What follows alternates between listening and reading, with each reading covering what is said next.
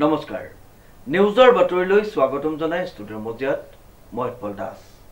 চাহক আজিৰ বাতৰি এটি গাম্ভীৰ্যপূৰ্ণ অনুষ্ঠানেৰে অনুষ্ঠিত হৈ যায়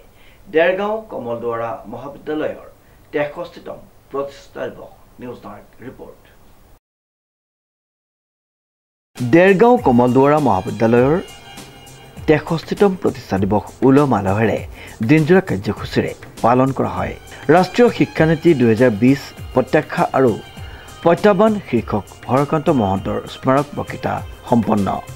হয় আজি আমাৰ 63 সংখ্যক প্ৰতিষ্ঠা দিৱস এই 62 চনতে প্ৰতিষ্ঠা হোৱা কলেজখন আজি এটা গৌৰৱময় ইতিহাস অতিক্ৰম কৰি আজি 63টা বছৰ সম্পূৰ্ণ কৰিলে আমি আসলে অকমান পলম হৈছে যদি এই বছৰ শেষৰ ফালে আমি হীৰক জয়ন্তী অনুষ্ঠান অনুষ্ঠিত কৰিম আজি প্ৰতিষ্ঠা দিৱসৰ প্ৰথমৰ পতাকা উত্তোলনৰ পৰা ত্ৰিমূৰ্তিত মাল্যদানৰ পৰা কেইবাটাও কাৰ্যসূচী পোৱা হৈ গ'ল পৰৱৰ্তী পৰ্যায়ত আপোনালোকে ইতিমধ্যে দেখিলে আমাৰ হৰকান্ত মহন্ত স্মাৰক বক্তৃতা অনুষ্ঠান এইটো 2009 চনৰ পৰা আমি আসলতে প্ৰতি বছৰে প্ৰতিষ্ঠাপক অধ্যক্ষ হৰকান্ত মহন্তৰ সোঁৱৰণত পাতি আহিছোঁ এটা নিৰ্দিষ্ট বিষয় লৈ আসলতে কিছু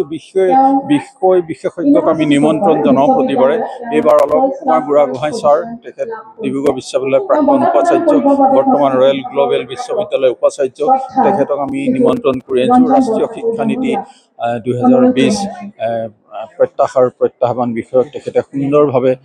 বক্তৃতা প্ৰদান কৰিলে এই বক্তৃতাৰ ফলত আসলতে আমাৰ ছাত্ৰ ছাত্ৰীসকলেই নহয় আমাৰ শিক্ষকসকলো যথেষ্ট উপকৃত হৈছে যিহেতু ৰাষ্ট্ৰীয় শিক্ষানীতিটো একেবাৰে নতুন 2023 চনত হৈছে এতিয়া আমাৰ বহুত বস্তু আমাৰ এতিয়া খুদুৱনি আছিলে সেই খুদুৱনিখিনি আজি দূৰ হৈছে বহুত ভাল লাগিল বহুত ভাল অনুষ্ঠান ইয়াৰ পিছত আমাৰ অৱসৰপ্ৰাপ্ত শিক্ষকৰ সম্বৰ্ধনা হ'ল কৃতি ছাত্ৰৰ সম্বৰ্ধনা মেধাবৃত্তি প্ৰদান এই কাৰ্যসূচী এতিয়া আপোনালোকে দেখিছে চলি আছে সন্ধ্যা বন্তি প্ৰজ্বলন তাৰ আগত আজি আসলতে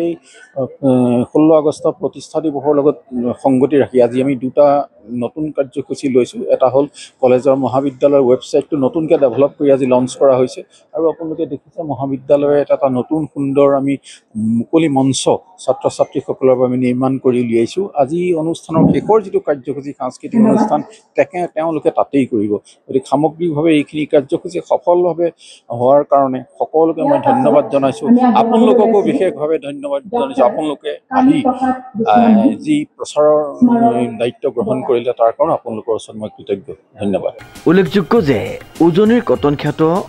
ডিকেডি কলেজৰ গৌৰৱৰে অতিক্ৰম কৰিলে 63 বছৰ এই উপলক্ষে পোৱা পতাকা উত্তোলন ত্ৰিমূৰ্তিত মাল্যদান ৰাষ্ট্ৰীয় শিক্ষানীতি 2020 প্ৰত্যাখ্যা আৰু প্ৰত্যাহ্বান শীৰ্ষক হৰকান্ত মহন্তৰ স্মাৰক বক্তৃতা প্ৰদান কৰে ডিব্ৰুগড় বিশ্ববিদ্যালয়ৰ প্ৰাক্তন উপাচাৰ্য অলক কুমাৰ বুঢ়াগোহাঁয়ে এইটো এটা অতি আজি এটা বিশেষ মানে অনুষ্ঠান আৱেগিক ফালৰ পৰা ঐতিহাসিক ফালৰ পৰা সকলো দিশৰ পৰা সামাজিক দিশৰ পৰা দেৰগাঁৱৰ নিচিনা ঠাইত 1963 চনতে ইয়াৰ ৰাইজ আৰু হৰকান্ত মহন্ত ডাঙৰীয়া তেখেতৰ যিটো নেতৃত্ব আৰু দাতা কমল দুৱৰা তেখেতসকলৰ পৃষ্ঠপোষকতাত এই অনুষ্ঠানটো গঢ় লৈ উঠি আজি ইমান বছৰ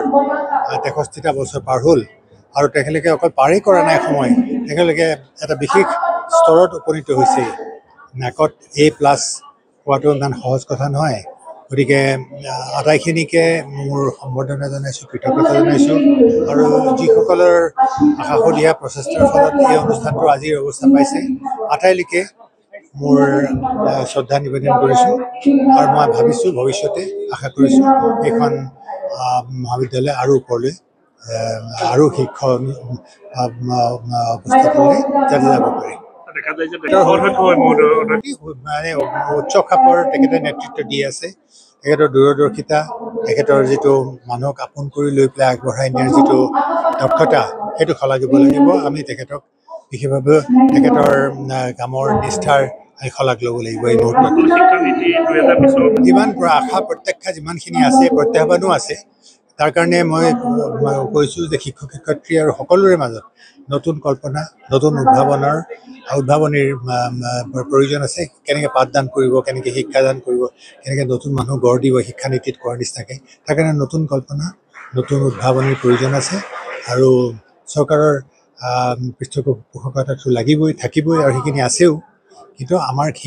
শিক্ষকসকলৰ মাজত নতুন কল্পনা, নতুন উদ্যোগ, নতুন উদ্ভাৱন লাগিব। মানুহ গঢ়ে, গতিকে শিক্ষকৰ গুৰু দায়িত্ব, দেশৰ ভৱিষ্যত শিক্ষকৰ হাতত।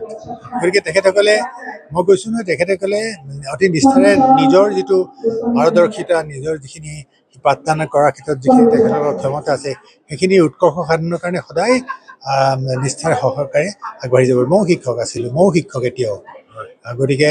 শিক্ষকৰ দায়িত্ব সাংঘাতিক। গোটেই দেশখনেই শিক্ষকৰ ওপৰত নিৰ্ভৰ কৰে। শিক্ষক শিক্ষয়িত্ৰী বা শিক্ষক বুলি মই সকলোকে বুজাইছোঁ। গতিকে শিক্ষকে মানুহ গঢ়ে, শিক্ষকে আৰু মানুহেই দেশ গঢ়ে। গতিকে শিক্ষয়িত্ৰীৰ গুৰু দায়িত্ব আছে, সেইকাৰণে সকলোৱে শিক্ষকলৈ আশাৰে চায়। উক্ত অনুষ্ঠানতে অৱসৰপ্ৰাপ্ত শিক্ষক কৰ্মচাৰীক সম্বৰ্ধনা, মহাবিদ্যালয়ৰ মুখপত্ৰ উন্মোচন, ডিগ্ৰী কলেজৰ ছাত্ৰ ছাত্ৰীসকলকো মেধাবৃত্তি প্ৰদান কৰা হয়। দেৰগাঁৱৰ পৰা নৱজ্যোতি ভঁৰালীৰ ৰিপৰ্ট, নিউজ নাও।